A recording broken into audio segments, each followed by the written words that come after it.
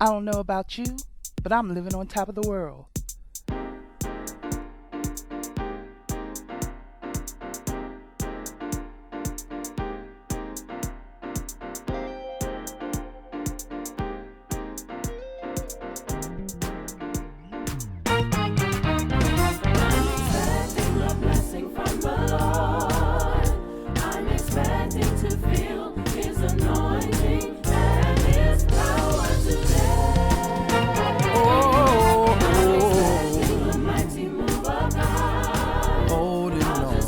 Hi everyone, this is Donna and I'm back with my review of Greenleaf, Season 1, Episode 8, The Whole Book, and the Plot Thickens.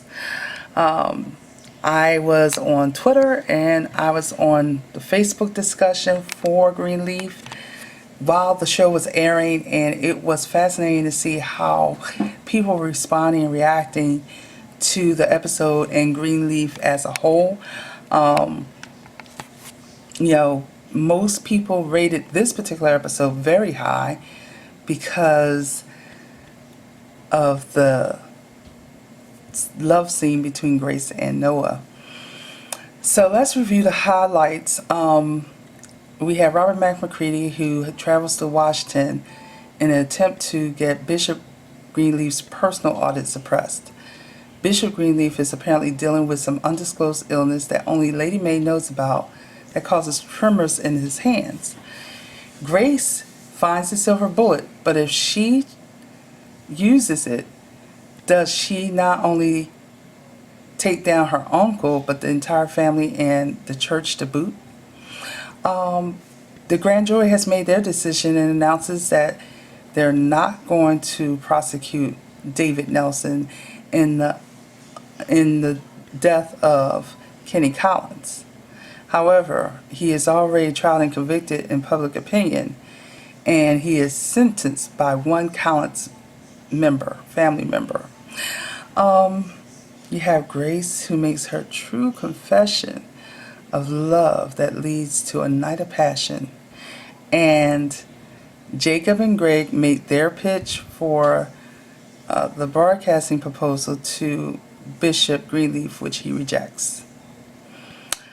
Alright, so there is a lot going on. I am going to try to sum it up for you as quickly as I can, but there are some things that we need to consider. So,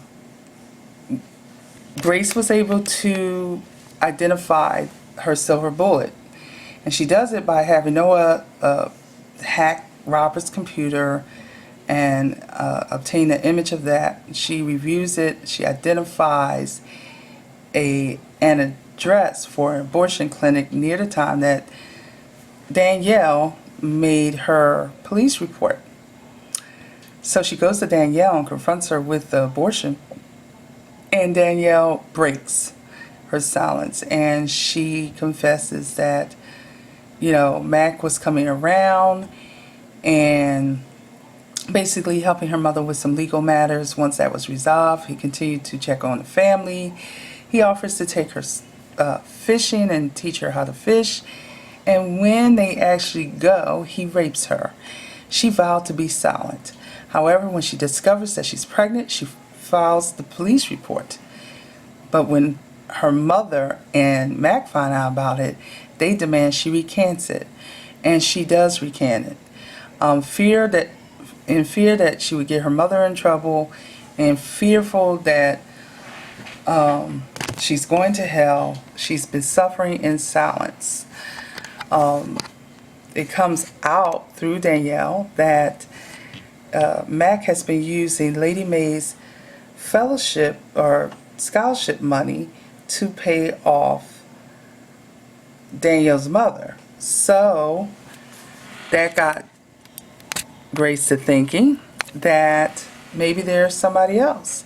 Sure enough, she finds another recipient that receives scholarship money that never even filled out an application. That leads her to Darlene, her secretary, the office manager, and her daughter Vita. So apparently Vita had been attacked by Mac about 8 years ago, and she was paid off through scholarship money. Grace makes some further inquiries with Darlene that obviously Darlene wasn't comfortable talking about. But the bottom line of it was that Lady May doesn't know about it because Lady May just gives out the scholarships, but Robert had full autonomy over these scholarships. So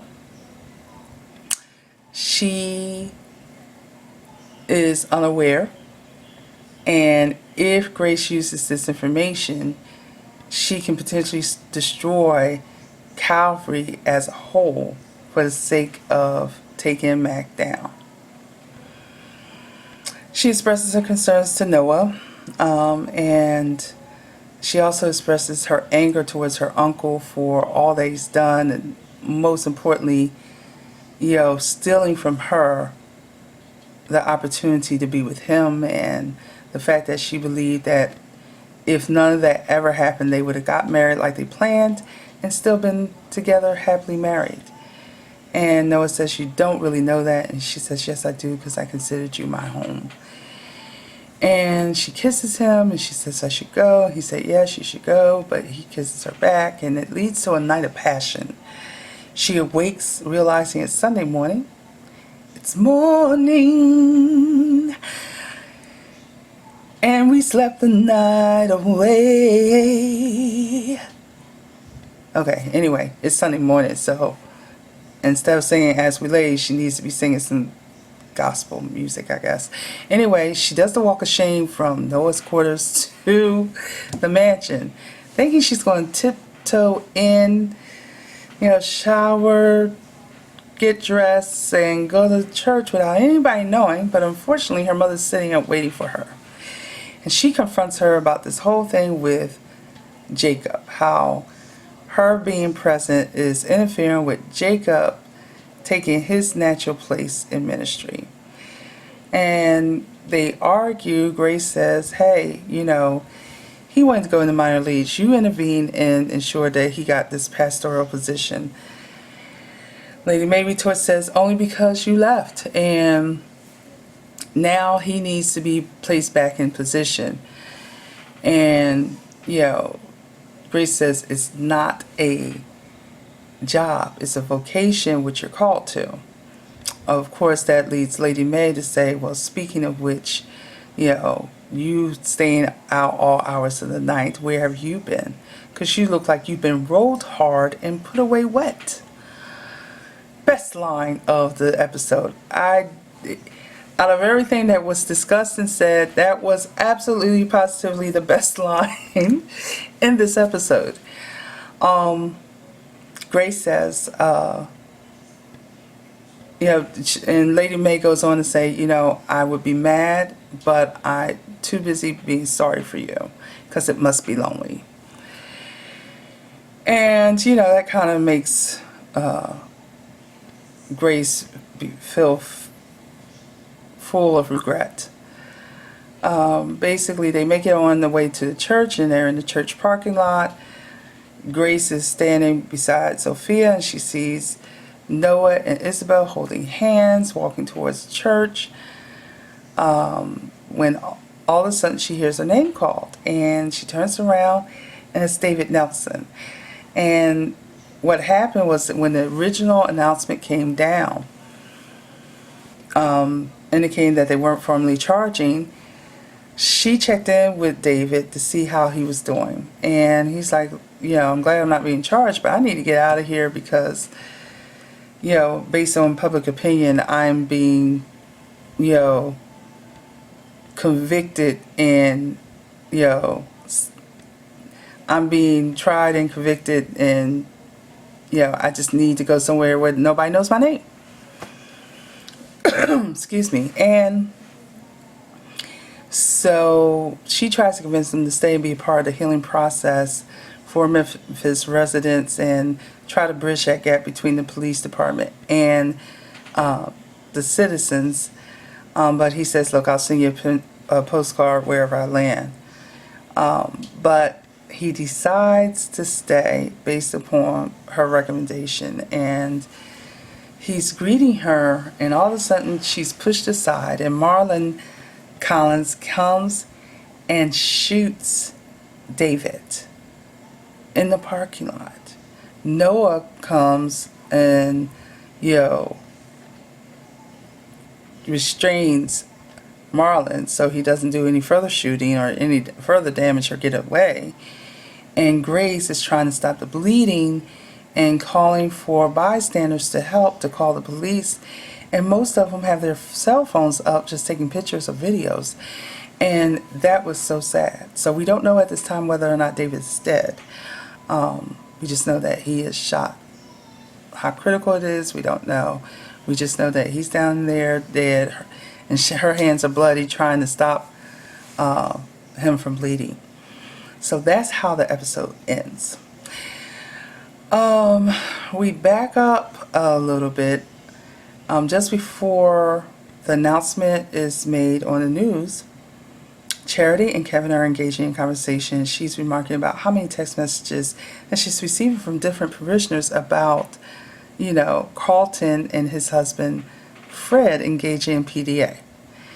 And Kevin said, well, it does go against the Word of God.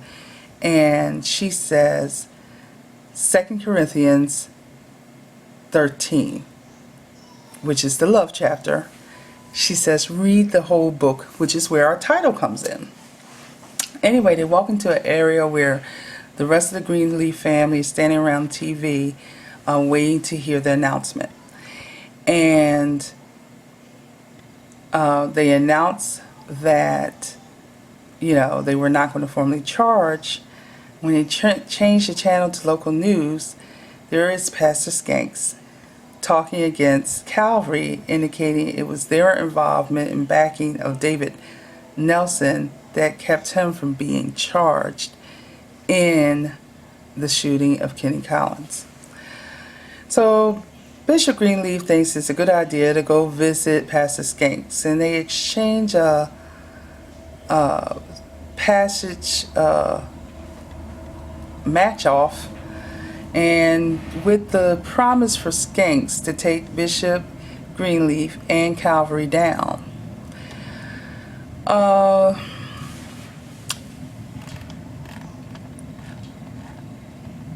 We find out that Bishop's rejection of the broadcast is primarily due to whatever ailment that he has that's triggering these tremors in his hand.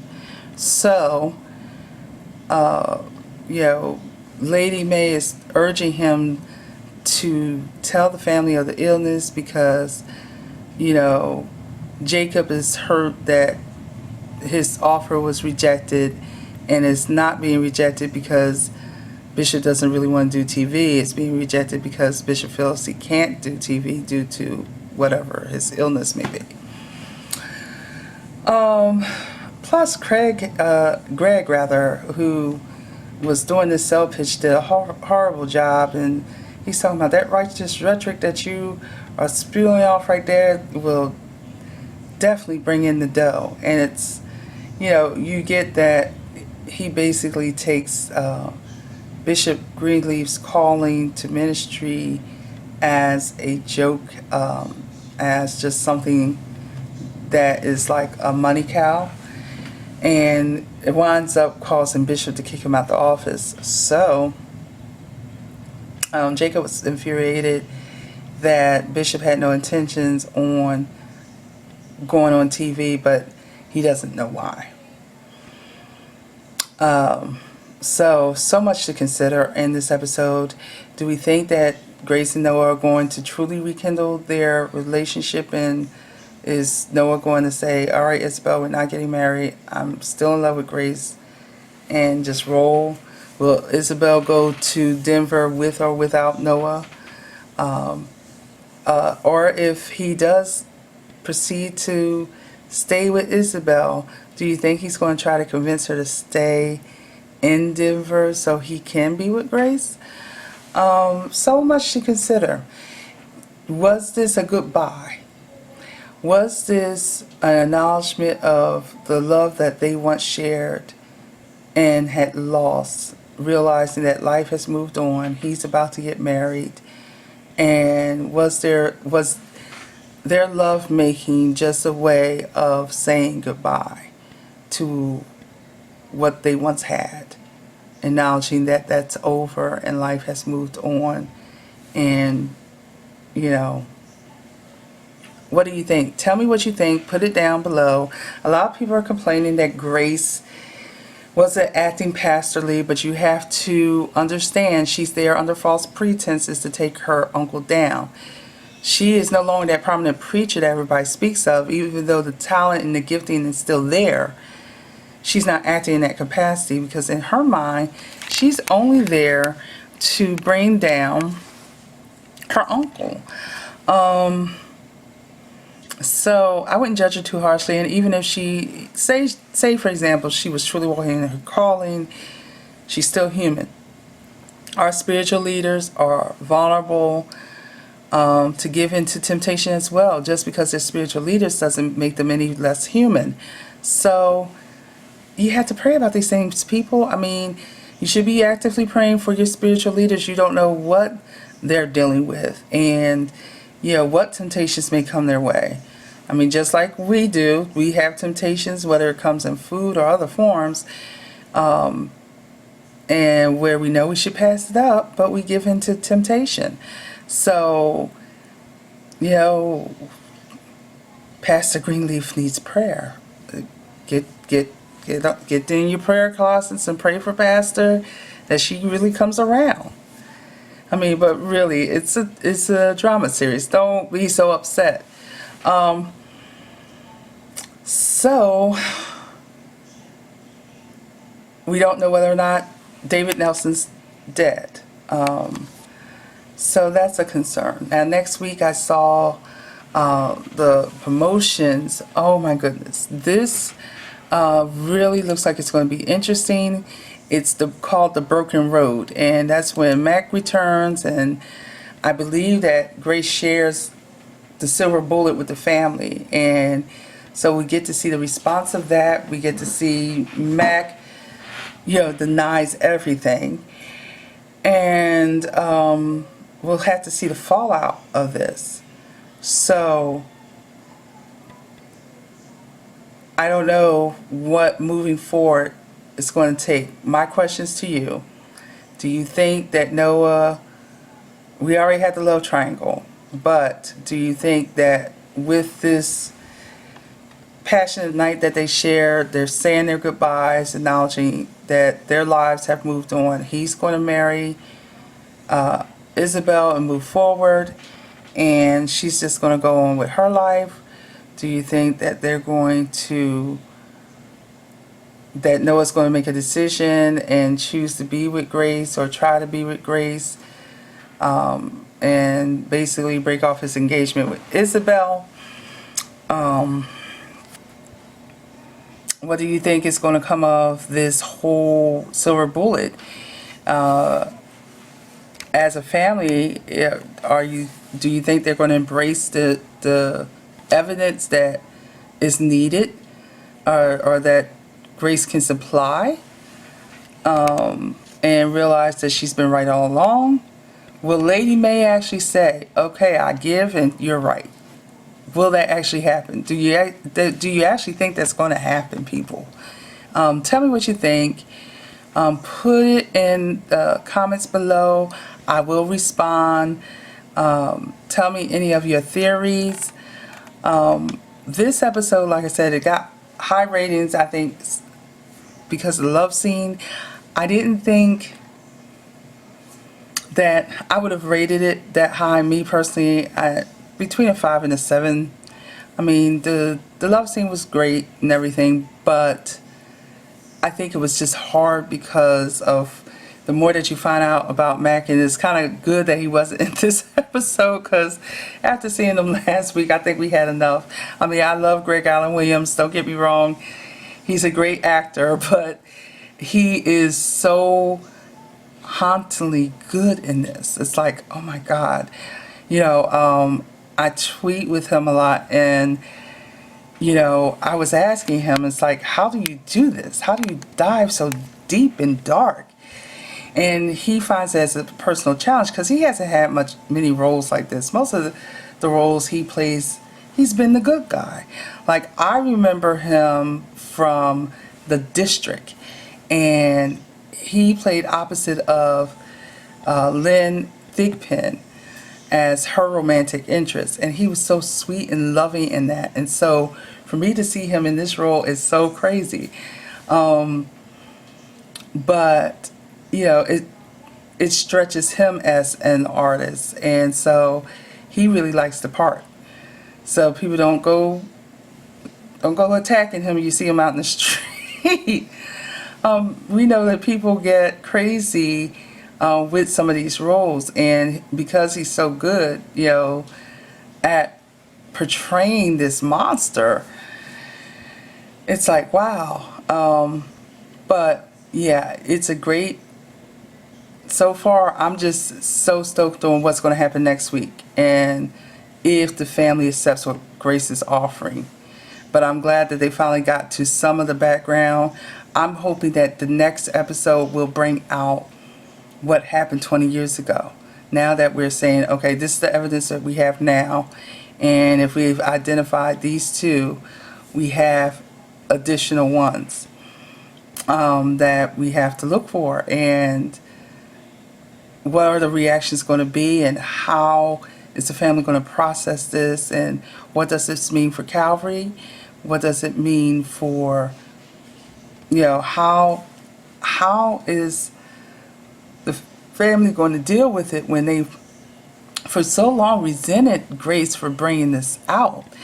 Will they just ignore her? Tell me what your thoughts are. Put them in comments below. If you like this review, put your thumb up. If you don't, thumbs down. I thank you for watching. I hope you enjoyed my review. And until next time, bye.